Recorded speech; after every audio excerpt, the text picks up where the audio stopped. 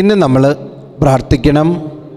ഈശോയെ കൃപ തരണേ, അളവില്ലാത്ത നിൻ്റെ കൃപ തരണേ എന്ന് ഹൃദയം കൊണ്ടും മനസ്സുകൊണ്ടും പ്രാർത്ഥിക്കണേ. കാരണം കൃപയുണ്ടെങ്കിൽ പാപത്തെ തോൽപ്പിക്കാൻ കഴിയുള്ളൂ. കൃപയുണ്ടെങ്കിൽ വിശുദ്ധിയുടെ വഴിയിൽ നടക്കാൻ കഴിയുള്ളൂ. പരിശുദ്ധ അമ്മയുടെ അടുത്ത് ഗബ്രിയേൽ ദൂതൻ വന്നിട്ട് പറഞ്ഞത് എന്താ? ദൈവകൃപ നിറഞ്ഞവളേ സ്വസ്തി.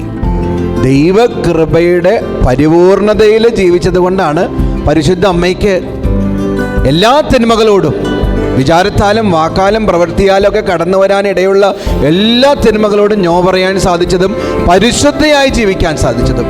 ഇതുപോലെ ഈ ലോകത്ത് ലൗകിക പാപങ്ങളോട് ജഡമോഹങ്ങളോട് മല്ലിടുന്ന ഒരുപാട് പേരുണ്ട്. മദ്യപാനം നിർത്താൻ പറ്റുന്നില്ല, പുകവലി നിർത്താൻ പറ്റുന്നില്ല, ജഡത്തിൻ്റെ ആസക്തികൾ നിർത്താൻ പറ്റുന്നില്ല, വെറുപ്പും വിദ്വേഷത്തിൽ നിന്നും കരകയറാൻ പറ്റുന്നില്ല. അങ്ങനെയുള്ളവർക്ക് കൃപ വേണം. ദൈവകൃപയുണ്ടെങ്കിൽ പാപത്തോട് നോ പറയാൻ പറ്റുള്ളൂ.